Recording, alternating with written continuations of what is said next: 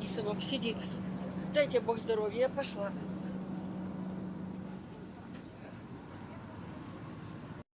I tried so hard and got so far, but in the end, it doesn't even matter. I had to fall. Здравствуйте, доктор. Здравствуйте, больной. На что жалуетесь? Ой, доктор, у меня много разных жалоб. Ну, давайте по порядку. А не боитесь? Ну, почему же я-то должен бояться? Ну, смотрите, вы сами попросили. Значит так, доктор. У меня спину ломит, рука ноет, нога хрустит, бок саднит, голова гудит, ухо стреляет, глаз дергается, челюсть сводит, в горле першит, лоб чешется, в носу хлюпает. Что мне делать, доктор? О, ну этому легко помочь. Знаете что, мой дорогой?